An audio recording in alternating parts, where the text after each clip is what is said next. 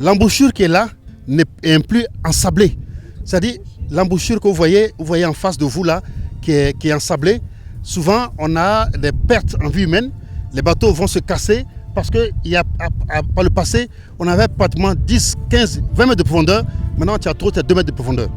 Donc, non seulement ça, l'échange qu'il y a entre l'eau, la mer et la lagune, les poissons vont se nourrir, vont se ressourcer en la mer. Et d'autres aussi de la mer vont à la lagune. Ces champs ne vivent plus. Ce qui fait que la lagune est vide. Mais ce matin, la pêche était difficile. Pourquoi? Parce que on est non seulement dans la période creuse, il y a la période où ça ne marche pas, où quand les débuts de pluie s'annoncent, nous les pêcheurs aussi, nous commençons à ranger nos filets pour aller à la pêche. Ça, c'est les filets que nous allons poser. C'est-à-dire, c'est les filets dormants. On va mettre les filets. Aujourd'hui, par exemple, on peut monter à 16h, 17h par là. Et puis, le lendemain, au plus tard à 5h, nous sommes tous réunis ici, comme vous pouvez le constater. Les pirogues, tout ça. Et puis, 2 personnes par pirogue. Et puis, on va retirer les filets. Si nous sommes en bonne saison, alors là, ce matin, en tout cas, vous serez étonnés. C'est 12 mois, 6 mois de pêche et 6 mois de repos.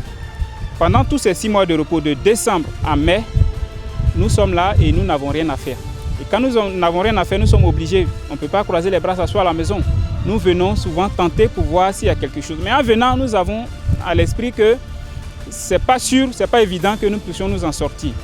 Du coup, il faut nous aider à faire, comment on appelle, étendre tout ce que nous faisons. Qui viennent de la pêche et que les filets sont vides. Aucun poisson. Comment les femmes, comment les enfants vont vivre tout à l'heure là? Tout est vide. Tout est revenu. Ils sont revenus de la pêche bredouille. Aucun poisson n'est venu. Il faut encore reprendre ça demain. Et ce soir, il faut repartir encore. Donc c'est encore beaucoup d'imagination qu'il faut avoir pour pouvoir survivre dans ce milieu-là. Mais c'est une activité qui est noble, que nous pensons que c'est la seule que nous avons. Nous voulons diversifier cette activité à travers aussi les piscicultures, l'aquaculture et voir un peu les pêcheurs qui sont de retour, qui veulent aussi être formés. Depuis un moment, depuis 5 ans en arrière, on est confronté à un phénomène qui vraiment nous empêche de faire notre métier, c'est-à-dire que le phénomène des requins. Les requins sont en grand nombre sur les côtes ici. Et puis, quand nos filets que nous avons plongés prennent du poisson, ces requins féroces-là viennent pour nous couper les filets.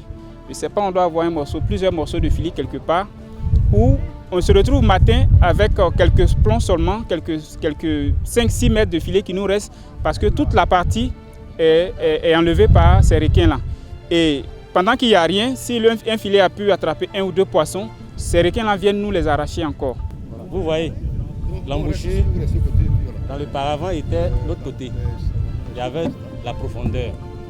Mais maintenant, avec l'avancée de l'embouchure, il n'y a pas de profondeur. Vous voyez, tout là c'est sableux. Donc quand on va comme ça fait que les poissons ne peuvent plus circuler pour qu'il y ait de trucs. Donc c'est vraiment notre problème. Alors comment faire? C'est tous ces éléments qu'on a besoin pour pouvoir suivre. Sinon on ne vit que ça, on n'a que ça à faire. La seule activité c'est la pêche. Donc on entend, on nous aide, en tout cas un cri de cœur. Et demander aussi aux bateaux d'aller au loin des côtes pour pouvoir pêcher. Et qui viennent encore dans nos zones, vraiment c'est Oui, il y a le problème des bateaux de pirates. Ils viennent jusqu'à, je sais pas, des kilomètres ici, en bas ici. Donc voilà. Souvent ils partent avec nos filets. Le plus souvent ils partent avec nos filets. Donc on fait des démarches, on fait des démarches, et puis bon. C'est fatigant, sérieusement, c'est fatigant. Et vraiment, c'est difficile.